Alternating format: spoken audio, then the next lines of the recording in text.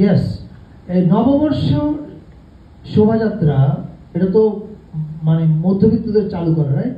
কিন্তু এটা ট্র্যাডিশনাল ছিল চৈত্র সংক্রান্তি এবং এটার সাথে ফসল সম্পর্কিত ছিল। কিন্তু যে কোনোভাবে আমাদের শোভাযাত্রা এগুলো কখনো স্থান পায়নি। আমরা আগের কিউরেশনগুলো কিভাবে হতো এটা আমরা জানি না, আমি মন্তব্য করতে চাই না। তবে এবার শোভাযাত্রায় কৃষক একটা বড় থিম হিসেবে থাকবে, একটা সেগমেন্টে কৃষক একটা বড় থিম হিসেবে থাকবে।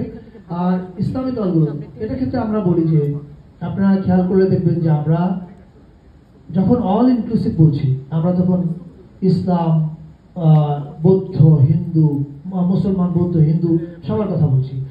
এই শোভাযাত্রায় আপনার পার্টিকুলার প্রশ্নের কারণ আমি জানি, কারণ মুসলমানদেরকে নানাভাবে ভিলিফাই করা হয়েছে এর আগে। আমরা আপনাদেরকে নিশ্চিত করতে পারি এই ভিলিফিকেশন আর চলবে না এই নতুন বাংলাদেশে, এটা বন্ধ। এবং দ্বিতীয় কথা হচ্ছে যেটা তারা অংশগ্রহণ করবে কিনা। আপনি জানলে খুশি হবেন যে আমাদের যে নববর্ষের প্রস্তুতি সভা হয়েছে, সেই প্রস্তুতি সভায় এই প্রথমবারের মতো ছায়ানট, সুরের ধারা, আবার ওদিকে বাম্বা, সাইমুম শিল্প গোষ্ঠী, BNP, Jamaat Islami, NCP, everybody participated, which is a clear sign যে আমরা একটা অল ইনক্লুসিভ বাংলাদেশের দিকে আগাচ্ছি। Thank you.